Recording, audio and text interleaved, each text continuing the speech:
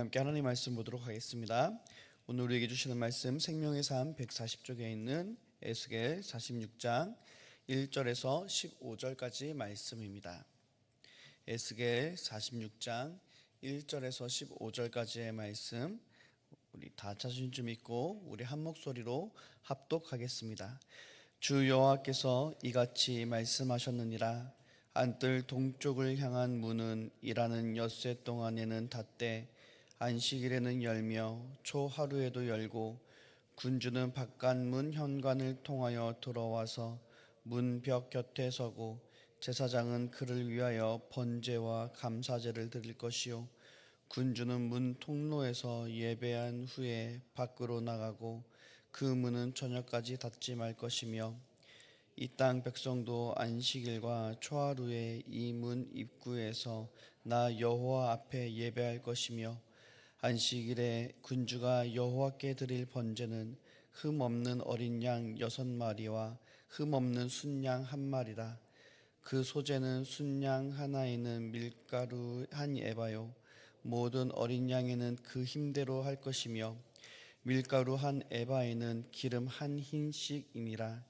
초하루에는 흠 없는 숫송아지 1마리와 어린 양 6마리와 순양 1마리를 드리되 모두 흠없는 것으로 할 것이며 또 소재를 준비하되 숫송아지에는 밀가루 한 에바요 순양에도 밀가루 한 에바며 모든 어린 양에는 그 힘대로 할 것이요 밀가루 한 에바에는 기름 한 흰씩이며 군주가 올 때에는 이 문 현관을 통하여 들어오고 나갈 때에도 그리할지니라. 그러나 모든 정한 절기에 이 땅 백성이 나 여호와 앞에 나아올 때에는 북문으로 들어와서 경배하는 자는 남문으로 나가고 남문으로 들어오는 자는 북문으로 나갈지라. 들어온 문으로 도로 나가지 말며 그 몸이 앞으로 향한 대로 나갈지며 군주가 무리 가운데 있어서 그들이 들어올 때에 들어오고 그들이 나갈 때에 나갈지니라. 명절과 성회 때에 그 소재는 숫송아지 1마리에 밀가루 한 에바요 순양 1마리에도 한 에바요 모든 어린 양에는 그 힘대로 할 것이며 밀가루 한 에바에는 기름 한 씩이며 만일 군주가 자원하여 번제를 준비하거나 혹은 자원하여 감사제를 준비하여 나 여호와께 드릴 때에는 그를 위하여 동쪽을 향한 문을 열고 그가 번제와 감사제를 안식일에 드림같이 드리고 밖으로 나갈지며 나간 후에 문을 닫을지니라. 아침마다 1년 되고 흠없는 어린 양 1마리를 번제를 갖추어 나 여호와께 드리고 또 아침마다 그것과 함께 드릴 소제를 갖추되 곧 밀가루 6분의 1 에바와 기름 3분의 1 흰을 섞을 것이니 이는 영원한 규례로 삼아 항상 나 여호와께 드릴 소제라. 이같이 아침마다 그 어린 양과 밀가루와 기름을 준비하여 항상 드리는 번제물로 삼을지니라. 아멘. 오늘의 말씀 이야기입니다. 하나님이 안뜰 동쪽 문은 일하는 6일 동안 닫고 안식일과 초하루에 열며 군주는 바깥문 현관을 통해 통로에서 예배하고 백성은 그 문 입구에서 예배하라 하십니다. 정한 절기에 이스라엘 백성이 하나님 앞에 나올 때에는 들어온 문으로 도로 나가지 말고 그 몸이 앞으로 향한 대로 나가야 합니다. 오늘 본문은 안식일과 초하루라는 정한 때에 군주와 백성이 각각 어떻게 하나님 앞에 나아가야 하는지를 매우 구체적으로 말씀하고 있습니다. 문이 열릴 때 그리고 서는 자리 그 드리는 제물의 종류와 양 그리고 들어오고 나가는 걸음의 그 방향까지 세세하게 정하신 이유는 하나님 앞에 드리는 예배가 사람의 감정이나 편의가 아니라 하나님이 정하신 질서를 따르는 일임을 우리에게 보여주고 있습니다. 특별히 이 본문은 군주라는 가장 높은 자리에 있는 사람조차 백성과 마찬가지로 정해진 자리를 벗어나지 못하고 정해진 걸음으로 성전을 드나들어야 함을 반복해서 강조하고 있습니다. 오늘 새벽 우리가 하나님 앞에 나올 때 지키고 있는 자리와 우리의 그 걸음의 방향이 무엇인지 우리 함께 살펴보고자 합니다. 2절과 3절 말씀을 보시면 하나님께서 군주와 백성이 예배할 때와 자리를 지정하시고 있습니다. 2절과 3절에 보시면 군주는 바깥뜰에서 안뜰로 이어지는 문의 현관을 통하여 들어와 문벽 곁에 서서 제사장이 그를 위하여 드리는 번제와 감사제에 참여합니다. 2절은 군주가 서 있는 자리를 문통로라고 밝히는데, 이는 군주라 할지라도 제사장처럼 안뜰 깊숙이 들어가 직접 제사를 집행할 수 없고 오직 문통로라는 정해진 그 자리 안에서만 예배할 수 있음을 보여주고 있습니다. 군주는 예배를 마친 후에 다시 밖으로 나가야 하고 그 문은 저녁까지 열어두라 말씀하십니다. 반면 백성의 자리는 군주보다 한 걸음 더 바깥쪽인 문 입구입니다. 백성은 문 통로 안으로 들어가지 못하고 입구에서 여호와 앞에 예배합니다. 이처럼 군주와 백성 모두 성전의 중심부가 아니라 문이라는 경계지대에 머물고 있는데요. 그 경계 안에서 군주와 백성의 자리는 다시 한번 구별되는 것을 볼 수 있습니다. 이는 하나님께서 예배하는 각 사람의 자리를 정하셨고 그 자리는 신분에 따라 조정되되 결코 스스로 넘어설 수 없음을 보여주고 있습니다. 그리고 중요한 것은 군주가 제사장처럼 성전 안으로 들어가 제사를 집례하지 않는다는 것입니다. 2절을 보시면 제사장은 군주를 위해서 제사를 드립니다. 이것은 군주에게 특별한 권한이 있다고 해서 그가 하나님 앞에 제사장의 역할까지 할 수는 없다는 것을 보여주고 있습니다. 이것을 통해 우리가 볼 수 있는 것은 하나님 앞에서 각자의 위치와 역할이 있다는 것이죠.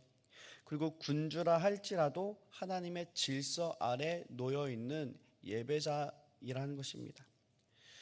그리고 하나님은요, 안식일과 초하루에 군주가 드리는 제사의 종류와 제물의 양을 정하셨습니다. 우리 4절과 5절 말씀해 보시면 안식일에 군주가 드리는 번제는 흠없는 어린 양 6마리, 그리고 흠없는 순양 1마리, 그리고 소재로는 순양 1마리당 밀가루 1에바, 어린 양에는 힘이 닿는 대로 밀가루 1에바마다 기름 1흰을 더하라 말씀하십니다. 그리고 초하루에는 여기에 흠없는 숫송아지 1마리가 추가되어 숫송아지 1마리와 어린 양 6마리와 순양 1마리를 드리고 소재의 비율은 안식일과 동일하게 적용됩니다. 절개의 규모가 커질수록 제물의 종류와 양도 늘어나지만 정해진 비율의 소재와 기름이 항상 함께 드려져야 한다는 것은 우리가 알 수 있습니다. 그리고 동선에 있어서는 군주가 들어올 때와 나갈 때 모두 같은 문 현관을 통해서 통해야 한다고 말씀하고 계십니다.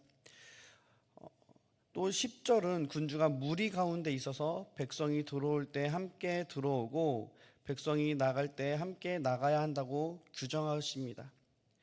이것을 군주가 백성과 분리된 별도의 동선을 갖지 않고요, 공동체의 흐름 속에서 그 예배의 흐름 속에 머물러 있어야 하는 것을 보여줍니다. 그리고 12절은 군주가 자원하여 번제나 감사제를 드리고자 할 때에는 그를 위해 특별히 동쪽 문을 열어 안식일 예배와 같은 방식으로 드리게 하시고 드린 후에는 다시 문을 닫도록 하여서 절기가 아닌 때에도 동일한 질서와 절차가 적용되는 것을 우리에게 보여주고 있습니다. 이처럼 하나님께서는 그 모든 군주와 백성들의 예배 위치를 문 통로와 입구로 제한하시고요, 성전 출입 시 함께 움직이도록 엄격하게 지금 말씀하고 있는 것을 볼 수 있습니다. 그렇다면 왜 하나님께서 이 모든 것을 세세하게 지정하시고 규정하시고 말씀하시는 것일까요? 히브리어로 문을 문을 뜻하는 것은요, 단순한 건축물의 통로가 아니라 거룩한 공간과 일상의 공간의 만나는 경계를 의미합니다. 거룩함과 일상의 경계를 뜻한다는 것이죠. 군주가 문 통로에 그리고 백성이 문 입구에 머무르도록 하신 것은 성전의 중심, 곧 하나님이 임재하시는 자리에 이를 수 있는 존재는요, 오직 하나님 자신과 하나님께서 세우신 제사장뿐임을 드러내는 구조인 것입니다. 군주가 아무리 높은 권세를 가졌다 해서 스스로 제사를 집행하거나 안뜰 깊숙이 들어갈 수 없고요. 제사장이 그를 위해서 번제와 감사제를 드려야 했던 것은 왕조차 하나님 앞에서는 한 명의 예배자에 지나지 않음을 보여주고 있는 것입니다. 하나님 앞에서는 군주도 하나님의 말씀 아래 있는 자인 것입니다. 왕이라고 해서 마음대로 성전에 들어갈 수 없습니다. 지도자라고 해서 제사장의 역할을 대신할 수 없습니다. 하나님께서 정하신 자리에서 하나님께서 정하신 방식으로 예배해야 하는 것입니다. 이것이 오늘 우리에게도 중요한 말씀입니다. 예배의 중심은요, 내가 아니라 살아계신 하나님이신 것입니다. 우리가 예배 드릴 때 가장 먼저 생각해야 될 것은요, 오늘 내가 무엇을 얻을까가 아니라 오늘 하나님께서 나에게 무엇을 말씀하시는가, 그것이 중요한 것입니다. 예배는 하나님을 내 삶의 필요로 채워주시는 분으로 이용하는 시간이 아니라 살아계신 하나님, 그 생명의 주권자 되신 하나님 앞에 우리가 순종하여 나아가는 시간입니다. 하나님을 하나님으로 인정하는 것이 예배인 것입니다. 하나님께서 오늘 본문 말씀을 통해서 이렇게 엄격한 제한을 주시는 것은 예배가 사람의 지위나 감정, 편의에 따라 임의대로 조정될 수 없으며 오직 하나님이 정하신 질서 안에서만 참되게 드려질 수 있음을 우리에게 가르쳐주고 있습니다. 오늘 본문에서 특별히 우리 마음을 제게 도전을 주는 말씀이 있었는데요. 바로 9절에서 10절 말씀입니다. 9절 말씀에 보면 이 땅 백성이 나 여호와 앞에 나올 때에는 들어온 문으로 도로 나가지 말고 그 몸이 앞으로 향한 대로 나갈지며 라고 말씀하고 계십니다. 하나님께서 하나님을 예배하러 온 그 백성들의 예배드리고 나아가는 그 방향까지도 지정하고 계십니다. 하나님께서는 북문으로 들어온 사람은 남문으로 나가고요, 남문으로 들어온 사람은 북문으로 나가라고 하십니다. 한마디로 돌이키지 말라는 것이죠. 하나님을 예배하기 위해 살아계신 하나님을 향해 나아갑니다. 예배자들이 하나님을 바라보고 하나님 앞에 나아갔는데 예배 후에는 역시 하나님의 질서 안에서 순종함으로 하나님을 향해 곧게 나아가라는 것입니다. 이 말씀은 예배드리는 우리들에게도 도전을 주는 것 같습니다. 우리가 예배드리고 나가는 우리의 마음 중심은 어디를 향하고 있습니까? 예배 가운데 말씀을 들었고 찬양을 드렸고 기도를 하였습니다. 그런데 예배당 문을 나서는 순간 우리의 마음의 중심을 다시 예배드리기 전의 상태로 돌아간다면 어떻게 되겠습니까? 하나님은 하나님의 백성이 하나님 앞에 바르게 서기를 원하십니다. 군주도 하나님 앞에 서야 합니다. 백성도 하나님 앞에 서야 합니다. 그리고 하나님께서 정하신 질서 안에서 예배합니다.